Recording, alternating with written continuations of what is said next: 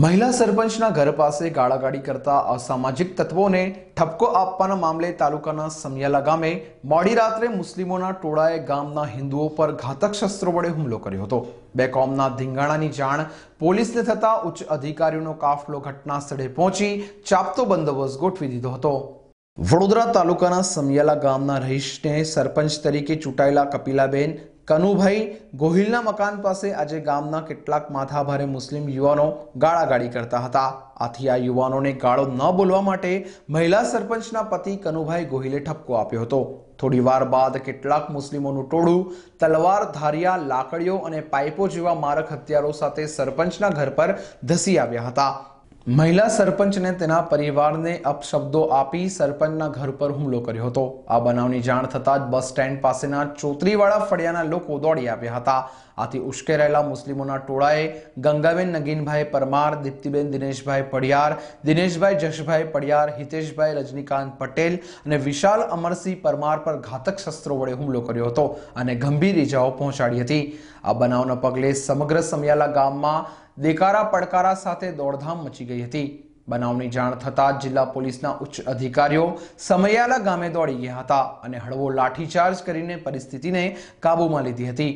જોકે જિલ્લા પોલીસે સઘન પોલીસ બંદોબસ્ત ગોઠવી દીધું હોવાનું જાણવા મળ્યું છે। જ્યારે સમિયાલા ગામના સરપંચ કપિલાબેનના પતિ કનુભાઈ ગોહિલે કેટલાક મિત્રો સાથે જિલ્લા અધિકારીઓ સાથે બનાવની ચર્ચા કરીને વડોદરા તાલુકા પોલીસ સ્ટેશન ખાતે ઘાતક શસ્ત્રો વડે હુમલો કરવામાં સંડોવાયેલા ગામના માથાભારે એજાજ અલી, સૈયદ અલી સૈયદ, યુસુફ મલેક, રહીત અલી, મોહમ્મદ અલી સૈયદ, ફારૂક અલી, બાબર અલી સૈયદ સહિત 25 થી 30 જણાની વિરુદ્ધમાં ફરિયાદ નોંધાવવાની તજવીજ હાથ ધરી છે। અમારા બાયનામાં છોકરા બધા ઊભા હતા, તે જેમ તેમ બોલતા હતા। તે મારા જેઠીને અમે એવું કહ્યું કે તમે આવું ખરાબ ખોટું ના બોલશો, ગાળો બોલતા હતા એ લોકો। તારું નામ પેલા બોલ। મારું નામ કપિલાબેન કનુભાઈ ગોહિલ, સરપંચ છું સમિયાલાની। અને પછી આવી રીતે અમે અમારા જેઠે કહ્યું કે આવું ગાળો ના બોલશો, તો એ લોકો વધારે આખા 50નું ટોળું આવી ગયું, કોઈ પાઇપ, ધારિયા, તલવારો બધું લઈને અને હુમલો કર્યો અમારા પર। કેટલા લોકોને ઈજા થઈ છે? 6 થી 7 જણને। ને સામે કેટલા લોકોને ઈજા એવું કંઈ ખબર છે? ના, એ લોકોને કોઈને નહીં થઈ। ઓકે, એ લોકો સહમત પથ્થર મારતા હતા, લાકડીઓ, ધારિયા બધા લઈને આવેલા। તો કેટલા વાગ્યાનો બનાવ છે? 7, 7:30।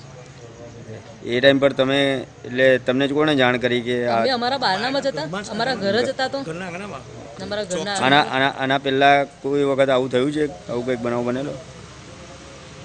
ના, એવું નહીં થયું।